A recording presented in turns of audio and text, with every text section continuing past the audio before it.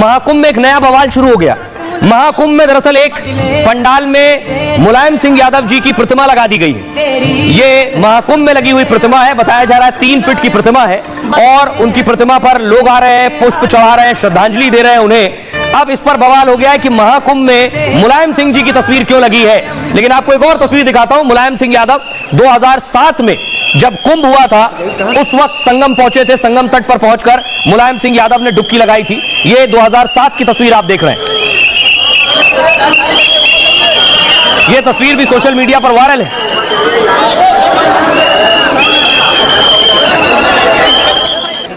कुंभ में आए सारे साधु संतों पर भी है और कुंभ में हमारे एक साथी ने नेताजी की मूर्ति लगाई है, तो करोड़ों लोगों की आस्था नेताजी पर भी है।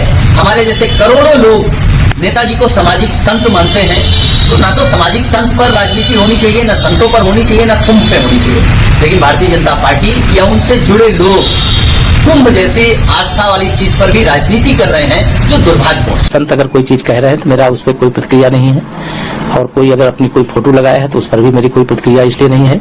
अच्छा होता है कि इस प्रकार के विवादित विषय न खड़े हों। ये कुंभ का पर्व पूरे प्रदेश के लिए एक नैतिक जिम्मेदारी है। अतिथि देव भव के भाव से हम सब लोग भरे हुए हैं और जो भी कुंभ में स्नान करने के लिए आ रहे हैं उन सबका स्वागत है। उन सबका जो मन के अंदर मनोकामनाएं लेकर के आ रहे हैं, भगवान तीर्थराज प्रयाग उसे पूरा करें। और ऐसी मान्यता भी है कि आज से समस्त देवी देवता तीर्थराज प्रयाग में विराजमान हो जाते हैं, तो लोगों के जो मनोरथ होते हैं वो सिद्ध होते हैं। तो ये एक बवाल महाकुंभ में। लेकिन महाकुंभ की एक और तस्वीर देश के लोगों के साथ साथ देखिए विदेशी भी पहुंचे थे। कल मैंने आपको बताया था विदेशी भक्त पहुंचे, श्रद्धालु पहुंचे जिन्होंने संगम में डुबकी लगाई है। अलग अलग देशों से आए हैं, बताया जा रहा है 15-20 देशों से विदेशी आए हैं जो संगम तट पर डुबकी लगा रहे हैं।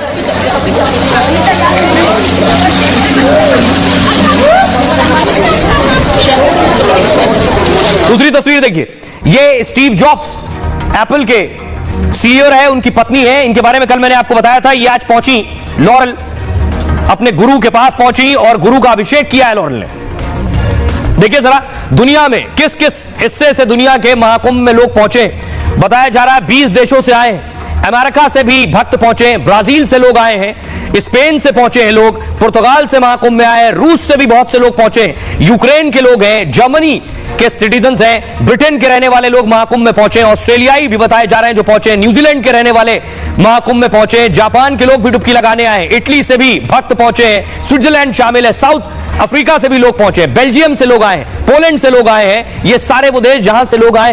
अब आपको बताऊं कि विदेशियों को यकीन करना मुश्किल हो जाता है कि महाकुंभ इतना भव्य, इतना बड़ा और करोड़ों लोग महाकुंभ में आ जाते हैं बिना बुलावे के। कैसे? इतिहास का एक वाकया आपको बताता हूं। महाकुंभ के पहले दिन दुनिया भर से श्रद्धालु पहुंचे, 20 से ज्यादा देशों के श्रद्धालुओं ने डुबकी लगाई। महाकुंभ के बाद विदेशी बोल रहे हैं आई लव इंडिया।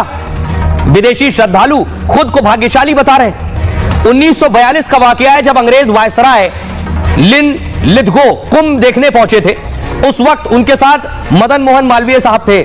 लाखों लोगों की भीड़ संगम तट पर उस वक्त डुबकी लगा रही थी। इसे देखकर अंग्रेज वायसराय ने, गवर्नर ने बेहद हैरानी से पूछा। उन्होंने कहा इतने लोगों को कुंभ में न्योता देना तो खर्चा बहुत ज्यादा आ जाता होगा, साथ ही लोगों तक न्योता पहुंचाने में भी बहुत से लोग लगते होंगे जो आमंत्रण और इन्विटेशन देने पहुंच रहे हैं। इस पर मालवीय जी ने कहा सिर्फ 2 पैसे लगते हैं। अंग्रेज वायसराय को इस पर विश्वास नहीं हुआ। कैसे? फिर मालवीय जी ने जेब से एक लंबा सा पंचांग निकाला।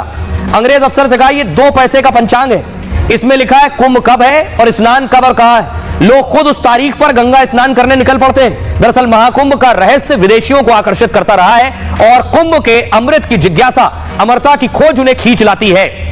आइए अब आपको सुनवाता हूं, सुनिए उन विदेशियों को जो 20 अलग अलग दुनिया के देशों से संगम पहुंचे। ओम मंगल भवन अमंगल हारी, द्रवाहु सुदशरथ अजर बिहारी, राम सिया राम जय जय राम। ओम हरि अनंत हरि कथानंत,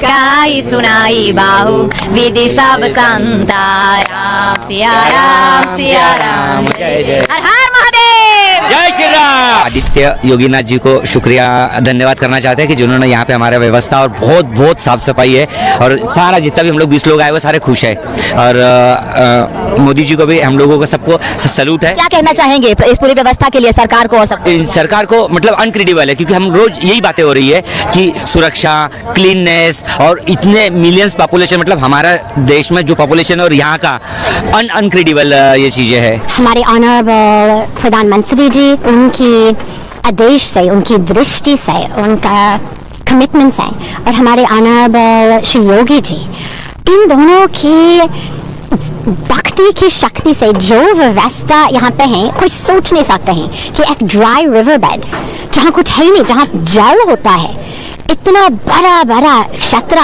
खड़ी कर दिया, एक पूरा सिटी खड़ी कर दिया, भक्ति की सिटी, अध्यात्मता की सिटी, स्पिरिचुअल सिटी बनाया। ये सचमुच आस्था व्यवस्था का संगम है। महाकुंभ में करोड़ों लोग पहुंचे और महाकुंभ में आज देखिए जरा ये जो भीड़ आप देख रहे हैं, आपने फिल्मों में देखा होगा कुंभ में लोग पहुंचे और कहावत है कुंभ में जो पहुंचा वो बिछड़ गया। आपने फिल्मों में देखा होगा कुंभ के बिछड़े हुए भाई मिल गए। आज कुंभ में ऐसा ही कुछ हुआ। कुंभ में थोड़े बहुत नहीं 4000 लोग बिछड़ गए हैं। आइए मैं आपको दिखाता हूं, बाकायदा सेंटर बनाया गया है, मिसिंग सेंटर कुंभ में। तस्वीर दिखाई प्लीज।